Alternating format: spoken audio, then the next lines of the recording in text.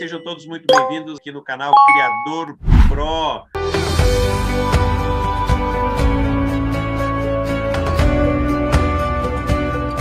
Hoje, na nossa série de frente com o Dr. Paulo, a gente está trazendo aqui um convidado especial, o Paulo César Loff, nosso amigo criador aí com mais de 50 anos de idade, criador de canários de cor desde 1995.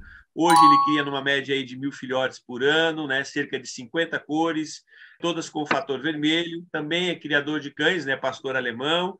E já foi criador também de cavalos crioulos e ovelhas Hampshire Down, né? Também trabalha muito com nutrição, né? Desde os 10 anos. É um dos seus assuntos mais interessantes é a nutrição.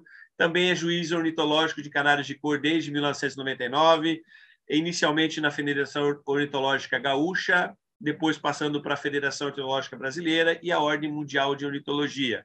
Hoje ele mora em Carazinho, norte do Rio Grande do Sul, né? É técnico em agropecuária e é advogado tributarista de formação. E em 2013 ele criou a empresa BioSupreme de Alimentos, especializada em nutrição de pássaros, e hoje está mais de 150 itens e produtos. Seja muito bem-vindo, Paulo. Agradecer aí a sua presença, ter aceitado o nosso convite aqui para falar um pouquinho sobre o seu dia a dia de criador de canários, criador, né, de animais, até mesmo essa parte de nutrição, a ideia da abertura da empresa, os seus produtos, a gente falar um pouquinho, bater um papo, né? Não é nenhuma entrevista, mas mesmo um bate-papo aqui para a gente falar um pouquinho sobre o mercado, como é que anda, né? Desenvolvimento de produtos, a qualidade dos produtos e também como é que anda. A gente está numa época de reprodução, né? Começando, algumas regiões já estão a todo vapor a reprodução. E como é que você está vendo esse ano na questão também reprodutiva? Está aqui no grupo de criadores, tá? São criadores tanto de passarinformes quanto psitacídeos que nos acompanham aqui, né? Sempre nos acompanhando, e a gente resolveu começar a trazer, né, algumas pessoas que têm mais experiência, né? Apesar de eu já criar animais aí há 20 anos, como criador comercial, a gente sempre tem que ter experiências de outros, né? E nada mais do que uma pessoa como você, já conhecida, juiz, né? E participando de bastantes eventos e também trabalhando com a nutrição, né? Melhorando cada vez mais a qualidade dos alimentos que a gente tem aqui fornecidos hoje no Brasil. Falou, Paulo. Obrigado, cara, pelo convite. E é muito bom, né, a gente ficar conversando sobre isso, porque eu fiz com que a ornitologia tomasse conta da minha vida hoje, né? Hoje, então, a minha vida está ao redor da ornitologia, seja ela através da criação dos pássaros, seja conversando sobre isso, pesquisando sobre isso, estudando, e com os rumos da empresa aí também, né? Em 2013, final de 2013, início de 2014, eu deixei de advogar, eu era advogado, professor universitário e tal, consultor, parei de advogar para me dedicar exclusivamente a isso. Foi uma coisa que eu sempre quis, né? Trabalhar com nutrição animal. E eu percebi que não existia alguns conceitos, isso é meio papo de vendedor, né? Mas não é, cara, né? Eu percebi que não tinha, mesmo porque, assim, ó, eu convenci alguém a usar 10, 20 quilos a mais do nosso produto, honestamente não faz diferença na venda, né? Não é isso aí que vai dar a viabilidade ou não. Mas é que na época foi uma coisa até interessante. Eu nem sabia, eu escrevi um artigo que me pediram para uma revista, esse artigo foi premiado e tal, como o melhor artigo, foi a primeira vez que premiaram como o melhor artigo de revista, recebi um prêmio lá na FOB e tal, e depois esse artigo correu o mundo inteiro, que era critérios novos de coloração de vermelho mosaico. Como fazer? Porque a gente estava numa transição dos vermelhos mosaicos com as asas coloridas, passou para usar com a asa sem pigmentação. E aí tinha que usar como é um manejo isso, tinha que usar um alimento sem pigmentação, e no Brasil não tinha. E eu passava a fórmula para Deus e o mundo, né? Me perguntavam, tá, Paulo, o que eu faço? Eu digo, bom, eu tenho uma fórmula que eu uso aqui, comecei a passar para o pessoal, né? E aí o pessoal gostou tanto, eu digo, não, então eu vou fazer o seguinte, vou produzir isso aí. E aí eu já estava de saco cheio com a advocacia também, não aguentava acordar e dormir brigando com alguém, né? Eu já sou briguento por natureza, sou meio resmunguento, então eu acabava arrumando encrenca de manhã até de noite, e a advocacia é isso, ela é muito combativa, né? Não era para mim ter esse combate todos os dias, esse embate, vamos dizer assim, esse embate todos os dias. Eu preferia alguma coisa que eu trabalhasse junto, não contra opinião, não contra alguém, que eu pudesse trabalhar junto. Então, e aí, eu comecei aos poucos me direcionar mais para esse lado, né? Já que eu vim de uma família que sempre criou animais, né? Passou a lista aí do que... Mas eu sempre fui da família de criadores de animais, agricultores, agropecuaristas, criadores de animais, né? Eu, canário, acompanho desde praticamente que eu nasci. Meu tio era um grande criador de canários, ainda cria canários, mas hoje muito menos. Hoje voltou a criar por minha influência, né? Mas foi um grande criador de canários, e então eu comecei de brincadeira com isso aí e acabou virando a minha vida, né? Desde A gente fala que 1995, então, 24 horas por dia. a gente começa como pega a paixão de alguém, né? Eu também comecei com meu pai, trabalhei como professor universitário, trabalho ainda hoje dando algumas aulas, mas não é mais meu foco, né? Meu foco também foi voltado à criação, mas eu acho que isso é de todos, né? Essa paixão pela ornitologia, de uma forma geral, a gente tem que pegar de alguém, né? E no seu caso, você vem de família, né? Essa questão da criação. Hoje você está com quantos casais de canário hoje que você está criando? Eu tenho 120 casais, porque, na verdade, assim, eu construí um canaril há 2 anos atrás para 250, 300 casais, né? E aí eu tive alguns percalços e tal, e repensei algumas coisas e redimensionei minha criação para 120 casais, né? Com o apoio de 70 casais em ama seca. Para quem não está muito habituado com isso, a ama seca é aquele casal que a gente passa os ovos dos... A gente tem uma linha, digamos, os 120 melhores casais, e aí as amas secas, né? Isso tu já deve ter explicado no teu canal, mas enfim, as amas secas são aqueles casais mais comuns que a gente mira só a habilidade materna. Trabalha com isso também. É uma dificuldade implantar um embrião, retirar um embrião, coletar, fazer tudo aquilo. A gente mete a mão no ninho, passa para o outro e e assim, ó, com o instinto materno tão forte que as aves têm, elas não recusam ovos com pouca diferença de dias, não recusam filhotes. Hoje, por exemplo, uma das mães lá, muito delicada, não estava criando bem, não estava criando adequadamente. Levantei uma fêmea que estava com 4 ovos, chocando, mas uma dessas amas secas, né? Levantei, os ovos dela foram descartados e pus 4 filhotes embaixo. Cheguei de tardezinha, estavam todos tratados, tudo certinho. Tudo Né? Então, a gente certinho. tem uma facilidade muito grande. Por isso, eu resolvi reduzir o número de casais, digamos assim, para fazer mais casais de ama seca. Eu tenho uma linhagem de ama secas que eu acho que é o 6º ano que eu estou selecionando, exclusivamente por habilidade materna. Esses são os únicos pássaros lá em casa que eu não vendo, hipótese nenhuma. Entendi. Isso é uma das coisas que eu comento aqui, né? A gente tem que ter. Muita gente procura, às vezes, padrões genéticos. Claro que a gente tem que procurar, dependendo do que você cria, o padrão genético da excelência da sua raça, das suas características, mas você tem que ter alguns animais com qualidades maternas muito boas, Uhum. principalmente amas secas, né? Para a gente poder ter resultados, salvar muitos, né? E aumentar também, às vezes, a produtividade de alguns casais que você gostaria de ter. Em média, quantos filhotes você tira por ano com essa média que você está tendo? Ou já faz quanto tempo que você está com essa média de casais? Não, com esses casais eu diminuí pela metade, ano passado fiz 250, mas esses casais, com esses 120, eu pretendo tirar 600 filhotes. Né? 600. É uma média de 5 filhotes por casal, que é uma média boa, digamos assim, para algumas cores muito difíceis que eu crio. Porque os canários têm algumas cores muito rústicas, muito fáceis de criar, que eles mesmos criam seus filhotes, e tem outras Não. mutações, principalmente, que os canários realmente são mais sensíveis, né? Ah, Nascem muito pequenos, eu já estou selecionando também tamanho de ovos, mas nascem muito pequenos, nascem poucos, os machos são menos férteis, as fêmeas têm mais dificuldade, são mais ariscas, né? Pego algumas cores, por exemplo, ágata pastel, vermelho mosaico, acetinado, vermelho mosaico, cobre mosaico, algumas coisas, quando dá uma refinada, são um pouco mais difíceis de criar, né? ah. E esse ano também, Paulo, o que está muito difícil é a amplitude térmica, né? Essa Amplitude variação de térmica. temperatura. A diferença para nós aqui no Sul entre máximas e mínimas, tu vê, eu tenho conversado com amigos aí do hemisfério sul inteiro, né? E tá todo mundo apavorado, claro, que com mais amplitude, menos amplitude, mas aqui, por exemplo, eu estava te dizendo, né? Nós tivemos 6 graus, 27, 6, 27 de novo, 31 graus e semana que vem vai estar negativo, né? Então, amplitude, o máximo e mínimo e Os existe animais, uma para se adaptarem, têm essa dificuldade, às vezes, né? Algumas espécies têm uma dificuldade maior nessas variações de temperatura. E existe curva de conforto térmico, né? A curva de conforto térmico entre assim, não quer dizer que o bicho vai morrer, mas ele não produz. E se ele Sim. produz, ele não produz de maneira ideal, né? Ele produz o mínimo possível.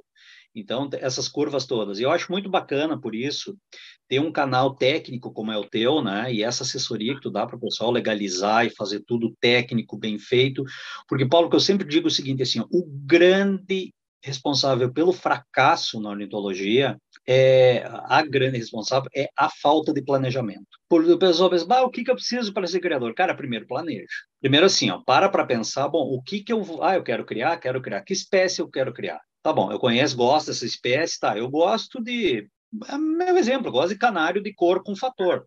Claro, por ser juiz, eu tenho que julgar as 800 e poucas cores que existem, né? Amo várias cores, mas eu resolvi criar as cores com fator. Vamos lá, então vamos fazer um planejamento, tá? Eu quero criar cor com fator, tá, beleza. Aí, então, vou ter que fazer um planejamento, quanto é que eu disponho? Primeiro, o que eu quero chegar nessa cor? Cara, eu quero ser o campeão brasileiro nessa minha cor. Mas tu tem grana para isso, tem espaço para alojar os casais, grana para sustentar esses pássaros durante 1 ano ou 2 anos até comece a dar retorno financeiro à venda, até tu fazer um nome, alguns anos até fazer um nome. Outra coisa, tu tem, além do espaço adequado para a espécie, que cada espécie exige, principalmente eu tenho conhecimento para isso, e se eu não tenho conhecimento, eu tenho capacidade de adquirir conhecimento para isso, pagar alguém para me ensinar, ou viajar pelo Brasil inteiro atrás de conhecimento. Então, a pessoa aí tem que fazer um planejamento. Tenho tempo para isso, né? Então, eu sempre digo o seguinte, cara, no papel tudo dá dinheiro. Eu nunca vi, nós estávamos falando, né? Tu é de Erechim, eu estudei em Erechim, até fiz técnico agrícola, comecei a fazer lá, depois fui para Sertão. E eu tinha um professor, uma das coisas que me entusiasmou de Erechim, porque tinha o professor Miguel Ruzzi lá, que era muito ligado à piscicultura, né? E aí, cara, piscicultura é um troço assim, tipo, piscicultura e criação de coelhos são duas coisas que no papel dão um dinheiro fabuloso. Não tem nada no mundo que dê tanto quanto criar peixe e coelho, né? Mas a prática a gente vê que não é bem assim. Chega na época, não tem para quem vender o peixe não se desenvolve tanto, o coelho tu não tem mercado e blá, blá, blá, blá, blá, né? Então tem algumas coisas assim, ó, que a gente trabalha muito entre o ideal e o possível. Né? E são variáveis que a gente não controla, a gente não vive com commodity, né? O psitacídeo permite que tu acumule um pouco mais, que tu tenha um relativo estoque. Tu tem uma rosela de 1 ano, se ela ficar com 2 anos, vai valer mais. Se ela tiver com 4, vai valer mais ainda. Meu canário com 1 ano não vale mais nada. Né? O canário, para o pessoal, talvez, que não esteja bem acostumado, o canário funciona assim. Esse ano eu estou anilhando com anilhas 2022, então eu posso anilhar até janeiro, fevereiro, março, com anilhas 2022. Mas em junho e julho, esses pássaros vão concorrer com essas anilhas. Né? Sim. E só vai poder concorrer pássaros em junho e julho os que foram anilhados esse ano. Pássaro do ano passado não pode mais concorrer. Né? E o ano que vem só vai ser os pássaros nascidos, no outro ano só vai ser os pássaros nascidos em 2023, por aí vai. Então a gente tem necessidade sempre de repetir esse ciclo, ter muito sucesso nesse ciclo. O seu foco é os torneios, né? A canaricultura, né? Para quem o pessoal que nos acompanha, né? O grande mercado da canaricultura, na verdade, é a questão da FOB, a questão dos clubes ornitológicos, das exposições, que é o que alavanca realmente a criação de canários no Brasil, né? Porque assim, a gente tem muitos criadores amadores, que a gente chama, que criam em casa como hobby, para vender aí para a agropecuária, por valores que a gente sabe sem qualidade nenhuma, mas os grandes canaricultores, os grandes criadores, eles focam realmente em excelência e produtividade para aquele ano, né? Porque canários mais velhos, eles não têm muita finalidade, a não ser vendido para as pessoas comuns, né? Porque para torneio e para competição só se virarem matrizes, né? Para um próximo criador. Ou ele vira reprodutor ou descarte, né?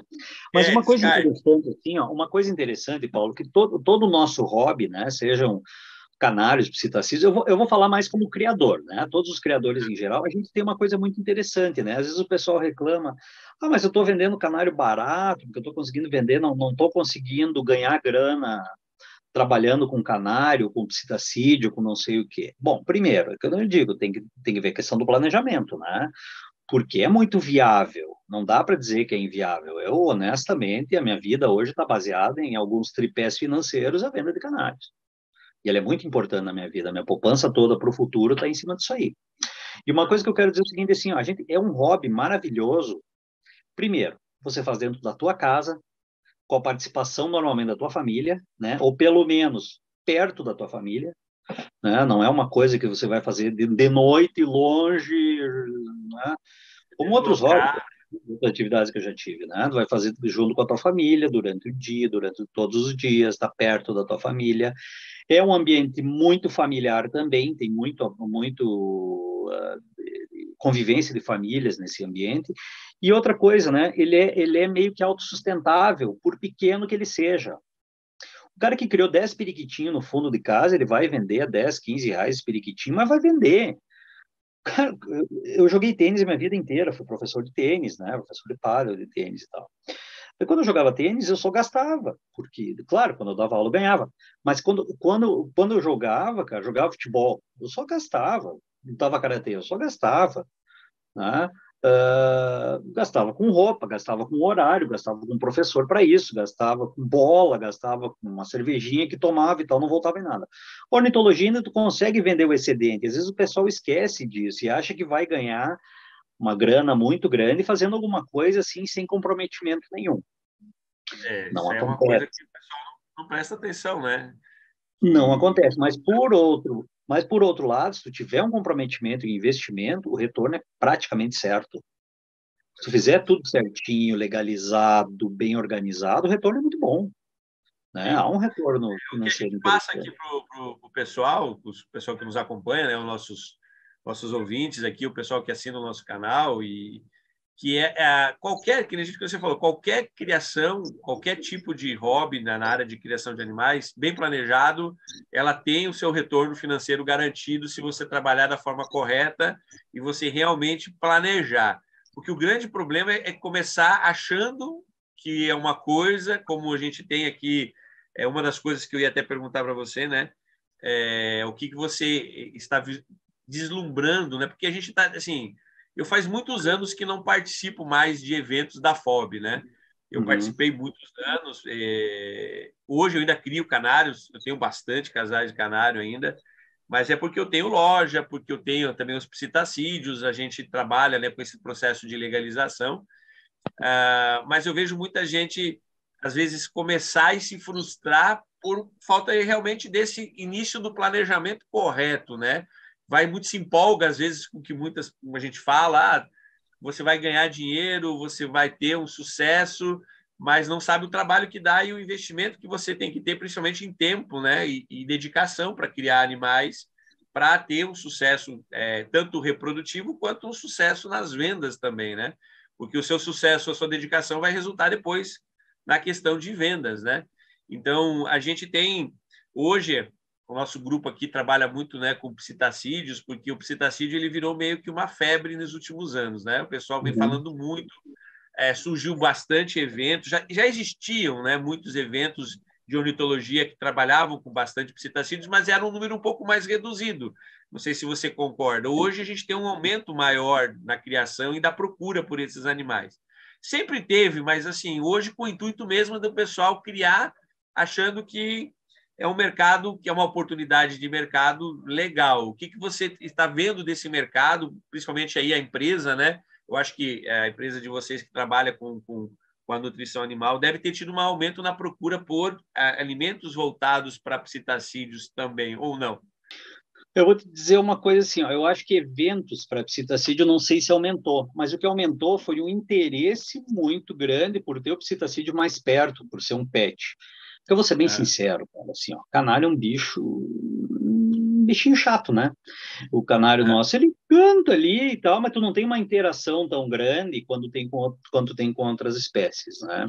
Eu só tenho canários lá no meu canarinho, eu sou fiel depositário de algumas espécies ali da fauna silvestre, né, da fauna nativa, alguns animais que foram aprisionados de fauna nativa, então são apreendidos e eu tenho um espaço lá com um viveiro de 14 metros de comprimento lá para eles. Mas então, assim, ó, eu não tenho psitacídeo, né? Mas eu vou te dizer assim, aumentou de maneira impressionante o número de psitacídeos PET. No mundo inteiro tem acontecido isso, né? Os PETs têm aumentado muito. Na pandemia foi uma coisa impressionante, não havia psitacídeo que chegasse na pandemia, agora deu uma estabilizada, mesmo porque um psitacídeo tem uma sobrevida muito longa. E a grande vantagem do psitacídeo é essa, que eu estava dizendo que o canarinho é meio chato, não é, eu adoro canária, estou brincando, mas a questão de não conseguir interagir muito com ele, né? O psitacídeo tem uma interação maravilhosa, e isso transforma ele num pet maravilhoso, né? Se bem criado. Eu tenho amigos hoje que vivem exclusivamente de criar psitacídeos para pet. Tem aí 5, 6 espécies, né? Principalmente agapornis, calopsita, ringneck, alguma coisa tem de burke rosa, que é mansinho também, né? Então o pessoal está criando algumas espécies, rosela, é fantástica, né? As roselas ancestrais são fantásticas, são lindas, demais, os lores, então nem se fala. Então assim, ó, psitacídeo, o que tiver de psitacídeo mais ou menos manso, vende, e vende muito bem, né? Por causa dessa vantagem também. Ele é um animal de maior também durabilidade para quem compra, né? O canário, canário é muito sensível, né? Um canário é muito sensível, um pássaro exótico é muito sensível, ao passo que um psitacídeo é muito mais resistente, né? E essa interação que é maravilhosa, né? Eu, para o meu sogro, a vida inteira ele teve canário, nos últimos tempos eu dei um psitacídeo para ele, dei uma calopsita para ele lá, e a calopsita está dentro da casa dele, para lá e para cá, eu vou lá, pego, fico com ela no colo, brincando, e isso eu não tenho com canário, né? Então, assim, tem o desenvolvimento de pet está crescendo muito. E o desenvolvimento de psitacídeos para pet é uma coisa impressionante. Não há o que chegue. O mercado de brinquedos para pet aumentou muito, né? Que é uma coisa que a gente não enxergava isso, tá vendo importação e criação de brinquedo para pet. Na empresa nós tivemos que fazer lançamento de alguns produtos voltados para pet em casa, para psitacídeo, porque nós era mais para criador, então a gente tinha embalagens maiores para criadores, e agora não, o que nos pedem é, cara, eu tenho um psitacídeo na minha casa, né? Tenho um pássaro na minha casa, e normalmente quem tem um pássaro em casa tem um psitacídeo. É uma coisa impressionante como valorizou bastante, né? E por isso que eu acho que, sim, Paulo, tem muito espaço para isso, muito, muito espaço para crescimento disso. Só que eu vou dizer uma coisa assim, eu não estou aí puxando brasa para o teu assado, aí, não é nem para o meu, mas fazer tudo certo, cara, tudo legalizado, como tem que ser, né? Porque dá para fazer assim, hoje é fácil, o cara cria uma microempresa individual, tem seus pássaros, pode emitir nota, pode fazer o que precisar. Bom, isso tu deve ter falado milhões de vezes já, né? Técnico ali, faz um processo, Barbado. né? Cadastra lá para poder emitir uma guia de transporte, para poder, né, ter um aval. Isso é o básico, né? É o básico, né, cara? Porque tem que ter o que eu falo para as pessoas que me pedem, assim, tá, mas é um animal doméstico, não precisa disso. Cara, mas se você está pensando em criar comercialmente, você quer montar uma empresa, vender, viver disso, como é que você vai emitir uma nota, transportar um animal, ter alguém que confie em você, se você tem um responsável técnico e toda uma infraestrutura muito bem montada? Não é... Claro que você pode criar, que nem você falou, o cara que cria ali os 10, 12, 15 periquitinhos, cria uns animaizinhos, ele vai vender? Vai. Mas ele não vai ter o intuito, se ele realmente quer viver da criação, ou quer realmente trabalhar de uma forma correta, mesmo com poucos animais, né? Porque a grande maioria dos criadores hoje, até que nos assiste, que nos procura, não são grandes criadores, né? São criadores aí na faixa aí dos seus 10, 15, 20, até 50 casais. É uma média, né? A gente está falando de espaços pequenos, geralmente em área urbana, que nem você falou, familiar, fica no fundo da casa, num sítio que ele tem, que ele quer aproveitar. Muita gente que está pensando numa questão de aposentadoria, ter alguma coisa para fazer, se dedicar a um hobby que sempre gostou e agora está vendo uma oportunidade. E as pessoas, assim, elas esquecem que, por mais que você esteja a criação, né, que a gente fala, criação de cavalo, de qualquer tipo de animal, você tem que ter um responsável técnico para vender o animal, tem que vender com nota. Você tem que ter um trânsito animal, você tem que ter um controle zootécnico. Eu acho que o grande problema, isso é uma coisa que eu ia perguntar para você, o que você está achando da questão de proliferação de doenças ou de zoonoses, ou se você vê algum tipo de perigo nas criações, algumas doenças, até a gente estava vendo essa semana aí o pessoal falando da doença de Newcastle, de algumas outras que podem estar aparecendo, né?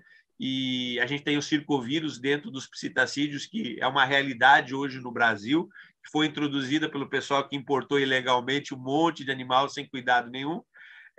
Você acha que isso Exatamente. Se você acha que isso é um perigo que a gente possa estar enfrentando nos últimos anos, nos próximos anos, ou você acha que se todo mundo procurar fazer a coisa correta e todo mundo fazer certinho, a gente tem um controle um pouco maior? Cara, eu vou te dizer uma coisa assim, ó, eu tenho certeza, né, de que tudo isso está dentro do planejamento. Né? Tudo isso está dentro de fazer a coisa certa e bem feita. Eu vou te dizer por quê. Nós, os canários, não temos grande problema de zoonoses, talvez a única que tenha um relativo risco é tricomonas, mas é baixíssimo, né? Os psicídeos já tem mais. Pois é, e aí o que a gente começa a observar? Eu estava conversando com um médico veterinário que ele atende 500 criadores, meu parceiro e tal, meu amigo, ele é argentino, atende 500 criadores no mundo inteiro. Hoje, no dia de hoje, ele está indo, se não me engano, da Espanha para a Índia fazer atendimentos lá. Né? Ele passa de criatório em criatório e tal, e a gente tem uma grande parceria, eu e ele, a gente é bastante amigo. E ele estava me comentando o seguinte, eu documentei um caso que surgiu num determinado criador, ele me perguntou, Paulo, por acaso esse pássaro tem alguma ligação com pássaro espanhol? Eu digo, olha, tem uma possibilidade de ter pássaro, alguma coisa cruzada, aí perguntei para esse criador, ele disse, olha, realmente, eu importou não, né? Veio por outros meios e tal, provavelmente ele trouxe como pet, aí com pet a exigência é menor, né? Pode trazer 6 pets e tal, o controle é muito menor. Veio como pet um pássaro desses, reproduziu e tal, e deu a mesma sintomatologia do que apareceu na Europa. Aí ele me perguntou, não, porque eu verifiquei aqui em 2 ou 3 criadores aqui na Europa exatamente a mesma sintomatologia que eu documentei para ele, né? E aí eu comentava com ele justamente isso, né? Eu digo, isso aí é a irresponsabilidade de não se fazer uma quarentena, não ter um cuidado. Por outro lado, Paulo, hoje eu conversei com uma pessoa que faz a maior quantidade de processos de importação e exportação no Brasil de aves, tá? Estava conversando com ele, ele disse o seguinte, olha, Paulo, não tem como importar canário, por exemplo, do Brasil. Tá? O máximo que uma empresa pode trazer é 80 pássaros, mas imagine isso no universo. O Campeonato Brasileiro de Ornitologia tinha 25 mil pássaros em exposição e mais uns 50 ou 60 à venda. Então, a gente está falando aí de 70 a 100 mil canários, tu pode importar 80 por empresa. Né? Então, não supra esse mercado. Né? Assim, estava num campeonato só do Campeonato Brasileiro. Tá? Então, tu não consegue. E nós só temos uma forma de importar, que é um quarentenário em Canané, em São Paulo, que não dá muita bola para canário, a mortalidade lá é enorme. Tá? Bom, vamos lá, vamos pular isso aí, né? Com essa crítica toda que a gente já faz aí, velada, tem essa questão. Mas o que eu te digo, por que eu te digo com questão de planejamento? Se essa pessoa que trouxe esse pássaro, mesmo como pet, tivesse um responsável técnico, esse responsável técnico diria o seguinte, cara, afasta isso aqui e tu vai fazer uma quarentena, uma meia quarentena, digamos assim, mas nas seguintes condições. Tu vai usar, digamos, olha, pouco medicamento profilático, tu vai usar, vai afastar fisicamente, vai botar um bicho no lugar, separado do teu plantel, não teria ocasionado esse problema no plantel dele, né? Então, o problema que eu vejo, assim, dessa circulação muito grande de animais, né? Acaba espalhando essas porcarias, porque hoje o mundo está muito dinâmico. O cara espirrou lá na China, em 24, 48 horas, ele está aqui em Carazinho, cara. Que Carazinho é o fim do mundo, né, cara? Eu estou aqui no norte do Rio Grande do Sul, é uma cidadezinha pequena, longe de tudo, mas aconteceu. Eu conversei com um cara que em plena pandemia, assim, ó, no começo da pandemia, aqui numa feira aí, tu conhece, não, Metoque, né? Tem uma feira de agronegócio muito grande. Ele era um chinês que estava aí, estava estourando a pandemia naquela época, o chinês estava aqui, cara, do meu lado, entendeu? Então, assim, ó, em 20, 30 horas ele saiu da China, estava aqui do meu lado, então tudo é muito dinâmico, né? Tudo é muito dinâmico, usando só o exemplo da pandemia. Então, assim, ó, e aí por que eu digo fazer tudo certo? Cara, se tu tiver um responsável técnico, tiver conhecimento para fazer isso, faz tudo certinho, cara. A chance de dar problema é muito menor. Porque eu vou te dizer uma coisa assim, depois a gente reclama, mas tomaram meus psitacídeos porque tomaram a polícia ambiental aqui da minha cidade, cara, tá sempre lá no meu canaril. São meus amigos, eles estão sempre lá. Eles sabem que não tem nada de errado lá na minha criação, né? Não tem nada de errado. Há uns tempos atrás eles precisaram precisaram fazer eles estão fazendo uma campanha e tal para conscientização de criadores e tal. Foram lá, inclusive usaram o meu criatório, foram lá, tiraram fotos. Foi lá, todo mundo tirando foto comigo, divulgaram em todas as polícias ambientais aí. Mas eles sabem, cara, que não tem nada errado. E a minha segurança também é que eles estejam lá vendo que não tem nada de errado. Eu também tenho que mostrar para eles que eu não estou fazendo nada de errado. Esse tipo de situação que o criador tem medo, né? O criador ele criou assim, os que eu converso principalmente, né? O pessoal que nos acompanha, eles têm um medo gigantesco que a polícia chegue e tome tudo que foi deles porque eles estão irregular. Mas assim, você está correndo risco se você está irregular, né? A gente teve agora nos últimos anos essa questão da obrigatoriedade, né, de algumas espécies exóticas. O Rio Grande do Sul até foi um dos pioneiros, né? Foi um dos primeiros a publicar a instrução normativa referente à legalização de algumas espécies exóticas, né? Que passou a ser obrigatório você ser um criador comercial legalizado, ter um licenciamento ambiental para poder criar a grande maioria dos exóticos. E isso a tendência é dar uma diminuída real, né?